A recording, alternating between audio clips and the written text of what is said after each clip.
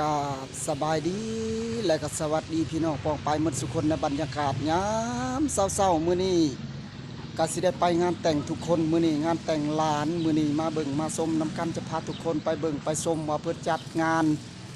แบบใดยิ่งใหญ่ซำใดหรูหราซำใดทุกคนมื้อนี้กับบรรยากาศดีมื้อนี้หามาเบิ่งมาชมนำกันไปเบิ่งไปชมนำกันทุกคนสิได้ไปงานดองมื้อนี้ไปเบิ่งนำกันเลยทุกคนมาเบิ่งดอกคูณเนี่ยก็สวยงามฮอดสงกรานต์เลยทุกคน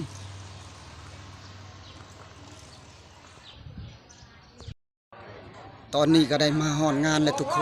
นมาเบิ่งมื้อนี้ก็งานโอ้คือสิใหญ่โตโอฬารพี่น้องมาเบิ่งนำกันว่าเพิ่นจัดงานยิ่งใหญ่สุดๆเลยทุกคนมาเบิ่งโอ้เพิ่นกำลังต้อนรับแขกตอนนี้ไปเบิ่งนำกันเลยทุกคนในงานเพิ่นกับแขกคนก็กำลังมาตอนนี้ก็ดีมาเบิ่ง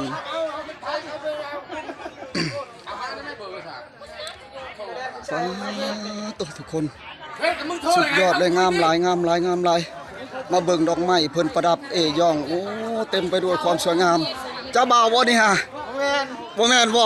ห้อยเฮาเราคิดว่าเจ้าบ่าวเนาะคือว่ารอเถอะวะโอ้รอสุดๆเลยคิดว่าเจ้าบ่าวทุกคนมาเบิ่งกันทารุ่นเจ้าบ่าวทุกคนว้าต้องมาเบิ่งทางนี้สวยงามมากทุกคนงามหลายมาเบิ่งเจ้าสาวคือสิแม่นเจ้าสาวนี่มาเบิ่งเจ้าสาววะนี่ฮะโอ้คืองามหลายมื้อนี้เนาะงามสุดๆเลยมื้อนี้ฮะโอ้มีแต่สาวๆงามๆทุกคนมื้อนี้งามหลายดีใจหลายบ่ที่สละความโสดเข้าสู่ประตูวิวาห์ใจหลายฝากเด้อฝาก MC เด้อฝาก MC เด้อสบายดี MC นะสบายดีหลายสบายดีนะทุกคนสบายดีเด้อโอ้มีแต่สาวๆงามๆมื้อนี้ฮะบรรยากาศดีมื้อนี้ฮะมาเบิ่งตอนนี้ก็ใกล้สิอันเข้าพระควันแล้วบ่ถ้าเจ้าบ่าวบ่โอ้ผูกแขนก็ยังบ่ได้ผูกเนาะโอ้มีแต่รอเจ้าบ่าวก่อนแม่นบ่ตอนนี้ก็สวยเติบเลยทุกคนถ้าเจ้าบ่าวมาก็มาผูกคอต่อแขนอยู่เฮือนเจ้าสาวตอนนี้ฮะมื้อนี้ก็เป็นมื้อสันวันดีเป็นงานแต่งของน้องของทานหลวงกับน้องคำติมคำภูมิทุกคนมื้อนี้ก็ดีได้มาสละความโสดเข้าสู่ประตูวิวาห์มาจัดงานนี่แต่ผู้งามๆมื้อนี้ฮะ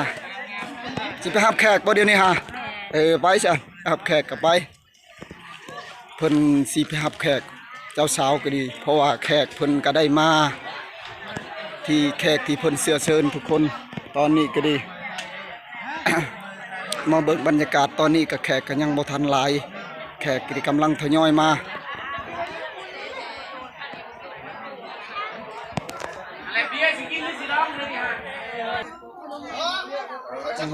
มาเบิ่งทางนี่ทุกคนกำลังกินตอนเช้าอาหารการกินบ้านเฮามาเบิ่งเจ้าสาวหมู่เจ้าสาวกันหลายทุกคนมื้อนี้ฮะมีแต่ผู้งามๆมื้อนี้มีแต่ผู้งามสนใจทักมาโลดผู้ใดก็ได้ฮะทักมาโลดโสดมัดเพิ่นว่าโสดมัดมีแต่ผู้สาวสดๆทางนี้ฮะมีแต่ผู้บ่าวแดนมีงามหลายอันนี้ก็สดคือกันมีแต่ผู้บ่าวสดนี่บ่หานจีบสาวตอนนี้ก็เพิ่นก็กำลังทับหมู่คู่เจ้าสาวทุกคนมาได้เป็นปีแล้วอยู่บ้านโนนคูนทุกคนเสี่ยวก็บ่เสี่ยวมันผสมอะไรได้เนี่ยผสมอย่างน้องทำแล้วผสมอย่างตอนนี้ก็มาเบิ่งการเฮ็ดอยู่เฮ็ดกินตอนนี้หลังจากเฮ็ดกินเนื้อควายแล้วก็มาตำมะฮุงทุกคนกำลังยำตอนนี้ฮะโอ้ยำแบบบูฮานเนาะยังใช้คือเก่าบ่ได้ใช้เครื่อง โ บ่ได้ใช้เครื่องจักร เช็คกันแจ็ค แล้วเอามาเลยบ่เฮ็ดกินหา นี่ก้อยนางก็มีด้วยนี่นะ มาเบิ่งอาหารการกินว่าเพิ่นเฮ็ดหยังทุกคน ก้อยนางได้ ซีนมันเพิ่นเฮ็ดกินหมดแล้วก้อยหนังนี่เนาะ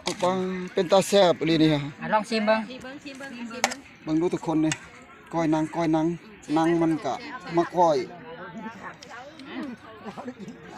หนังมันก็สุดเลยทุกคน แล้วบ่ได้กินหยังเนาะดูยุบได้สิแล้ว ตอนนี้แผนกแม่ครัวเฮาก็ถือว่ามีแห้งแล้วทุกคนเฮ็ดกินกันแล้วแหละก็มานั่งชุมมานั่งแซวมีแต่ทาจิ้มแควเพิ่นว่าทาจิ้มแควว่าหลังจากช้อนกุ้งช้อนซิวเพิ่นคืนนี้เพิ่นพรละวงเมิดคืนก็มีผู้หิวนอนในกระปันนี่ผู้สลบในกระปันนี่กับวิทย์สงกรานต์พุ่นแหละแมลงเขาก็คืนในชีวิตสงกรานต์ ของกินกับเพิ่นย่อไปเฮือนหมดเลยทุกคน ตอนนี้ก็ยังแต่เจียวมะเพ็ดกับก้อยหนังพูดนะแซ่บรับปฏิกิริยาบ่มีคนเย็นทันโอ้ยไม่ใช่แม่ไปใช่บ่มีแต่รอท่าผูกแขนทุกคนหักใกล้สิผูกแขนและก็บ่ดนดอกมีแต่ท่าเจ้าบ่าวมาฮอดแล้วก็ผูกคอต่อแขนแล้วก็เข้าพาขวัญทุกคนตอนนี้ก็มีแต่สิได้ยุติสำนีการถ่ายทำมีแต่ทาสมต่อไปอีกทุกคน ตอนนี้ก็เคยกำลังมาพี่น้องก็มาเบิ่งก็มีเหตุของประเพณีเพิ่นทางเจ้าภาพเพิ่นก็ได้จัดให้แล้วที่คอยเอาเคยขึ้นทุกแทนเลยแล้วจะมีเหล่าให้มีเหล่าให้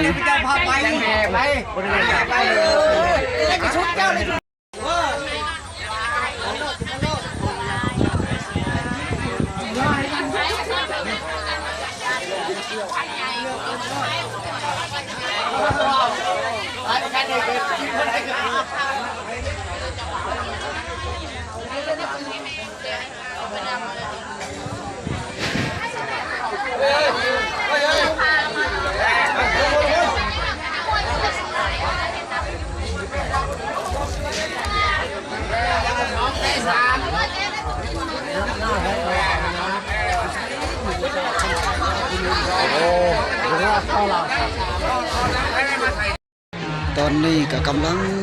กะเกียมสุกคนสิเข้าผูกแขนตอนนี้เคยก็ได้มาแล้วทุกคนก็สิได้เข้าพิธีสูตรขวัญ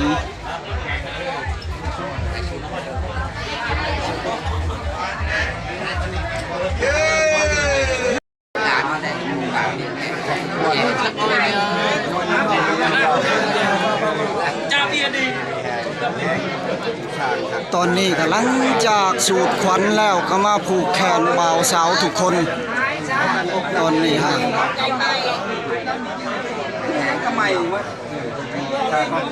เจ้าสาวก็งามพี่น้องเจ้าสาวเจ้าบ่าว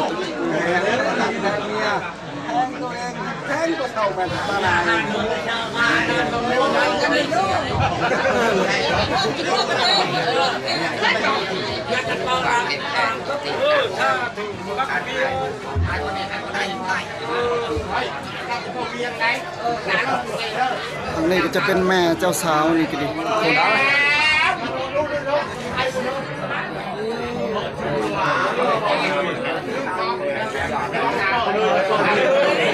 ทางนี้ก็จะเป็นพ่อกับกำลังผูกแขนกันสบายดีทุกคนตอนนี้กำลังแห่เคยตอนนี้ฮะโอ้เจ้าบ่าวเจ้าสาวเต็มตอนนี้ฮะกำลังเอาเบิ่งมื้อนี้บรรยากาศมื้อนี้ม่วนหลายทุกคนอย่างไว้หลายคนสิเห็นเบี้ยม่วนหลายมื้อนี้ฮะขอให้เจ้านะขออยากให้เจ้าใช้ป้าบ่รู้ป้าไม่เอาป้า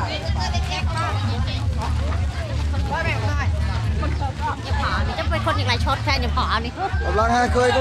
ตอนนี้บ่ลืมเมียบ่เพชรชีเพชรตามมาไปแห่ไปใช่เนี่ย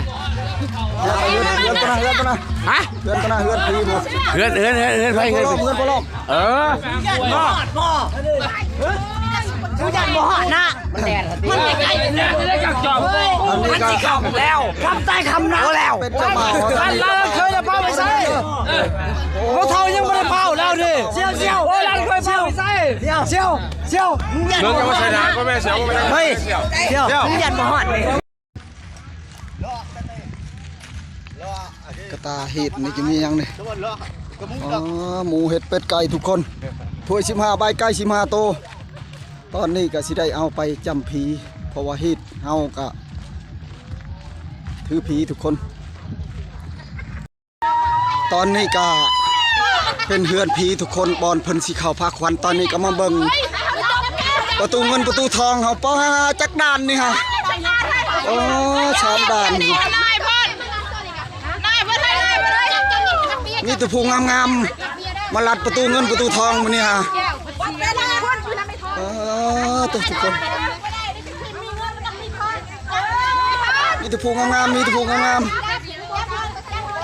กำลังราคาแล้วนะอย่าได้ไปราคาก็เรื่องของราคาแล้วกูไม่เกี่ยวไหนราคาได้ว่าเพื่อนนี่มาทำมันเน่าเลยไปอยู่บ้านไหนเปล่าของนี่ว่าเราไม่ใช่ไปบอกไม่ได้ไปกันไปลูกไปพออยู่อะไรกันดูความไป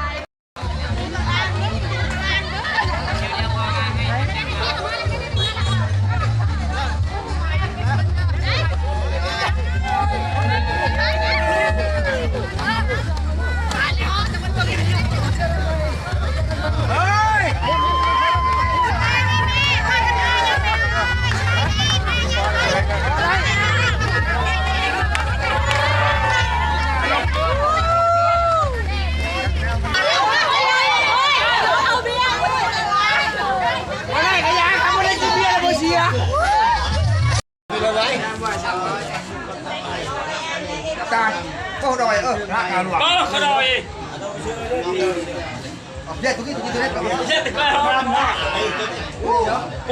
ควายเด้อแต่อย่างควายอยู่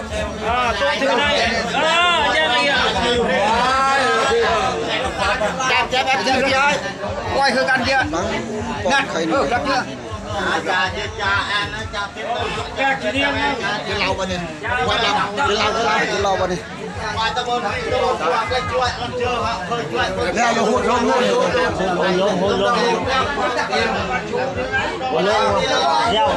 อยากไหม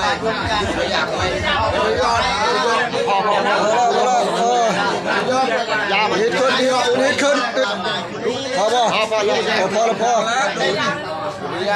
หวานเยอะพอแล้วหอมน้ำบ่หอมจุ๊บเดี๋ยวพอนี่พอแล้วขึ้นพอแล้ว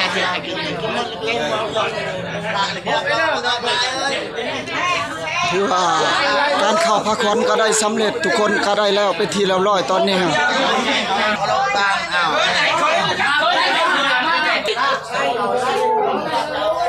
ถือว่าคลิปมาฮอดนี้ก็สิได้จบสำนี้ก่อนพี่น้อง